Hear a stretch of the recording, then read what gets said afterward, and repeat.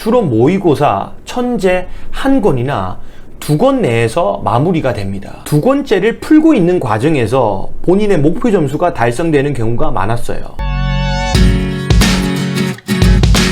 제옥쌤입니다. 토익은 단기간에 확 몰아쳐서 끝내야 되는 과목이 맞죠. 6개월, 1년 이렇게 긴 기간을 잡고 공부하는 과목이 아닙니다. 그렇다 보니 단기간에 어떻게 하면 점수를 향상시킬지에 대한 팁들은 이미 많이 공유가 되고 있습니다. 그런데 반대로 저는 이렇게 접근을 한번 해봤어요.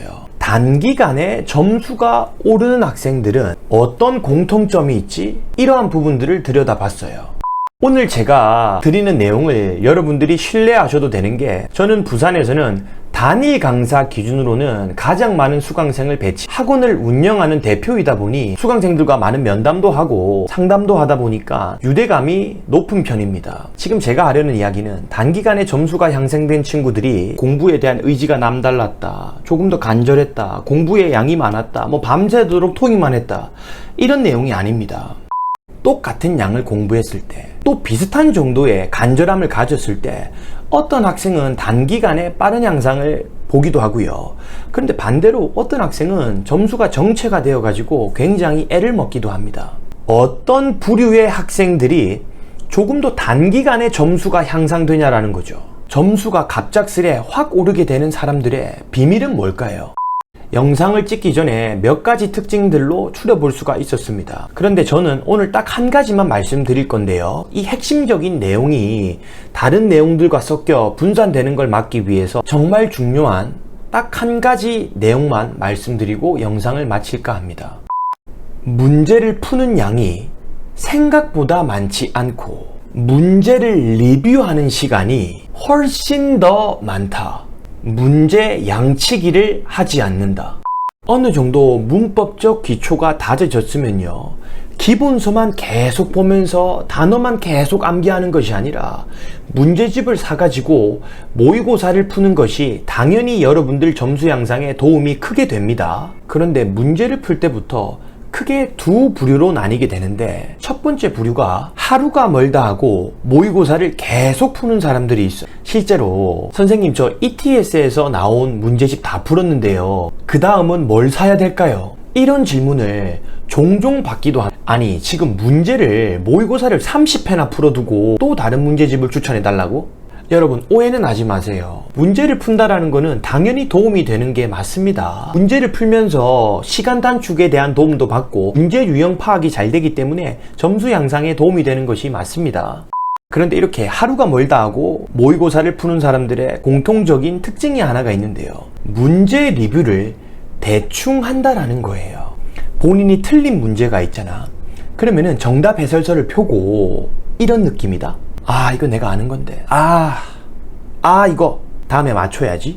뜻 이게 이거였네. 이 뜻만 알았으면 내가 맞췄는데. 파트 7 같은 경우도 본인이 해석하지 못했던 문장을 다시 한번 해석해 볼 생각도 안 합니다. 전형적으로 밑 빠진 독에 물 붓는 유형이죠. 스스로 착각을 합니다. 본인이 열심히 공부하고 있다고 착각을 해요. 그래, 열심히 하는 게 하나는 있네. 문제 하나는 열심히 푸네. 반대로 문제를 쉴 새 없이 푸는 것이 아니라, 짧은 간격으로 푸는 것이 아니라 굉장히 신중하게 본인이 준비가 되었을 때 모의고사를 치는 사람들이 있습니다. 이런 사람들은요, 본인이 이미 풀었던 모의고사의 틀린 문제들을요 아주 꼼꼼하게 리뷰를 합니다. 이 과정에서 오답 노트를 하기도 하고요, 파트 7에서 형광펜 같은 것을 들고 지문과 보기에 내용을 매치시켜 보기도 하고요. 문제를 리뷰하는 과정에서 정답 해설서를 바로 펴고 그냥 본인의 궁금증을 바로 해결하는 것이 아니라 스스로 문제 분석도 해보고, 이러한 쉬운 문제를 틀린 본인 스스로를 자책하기도 하고 짜증도 느끼고 답답함도 느끼고, 이러한 분들은요 주로 모의고사, 천재 한 권이나 두 권 내에서 마무리가 됩니다. 두 권째를 풀고 있는 과정에서 본인의 목표 점수가 달성되는 경우가 많았어요. 여러분 명심하셔야 될 것이, 모의고사를 푸는 시간은요 여러분들이 공부하는 시간이 아니에요. 여러분들의 토익 실력이 향상되는 시간이 정말 아니에요. 언제 토익 실력이 향상되냐면 스스로 분석하는 과정에서 토익 실력이 향상되는 거예요. 여러분들이 만약에 인강을 듣는다, 혹은 학원을 다닌다라고 쳐볼게요. 모의고사를 푼 상태에서 그냥 선생님의 풀이를 바로 들으러 가는 것이 아니라 왜 틀렸는지 스스로 고민을 해보고 해결되지 않는 부분이라든지 답답함을 느끼는 부분, 나는 이런 식으로 쳐다보는데 저 사람은 이런 식으로 문제에 접근하네, 이렇게 고민하는 시간에서 토익 문제를 보는 눈이 커지고 토익 실력이 말 그대로 향상이 되는 거예요. 여러분, 토익 무조건 양치기 하지 마세요. 토익 문제를 푸는데 많은 시간을 쓰지 마시고요. 틀린 문제를 리뷰하는데 시간을 많이 쓰세요. 단기간에 토익 점수 향상시킬 수 있습니다.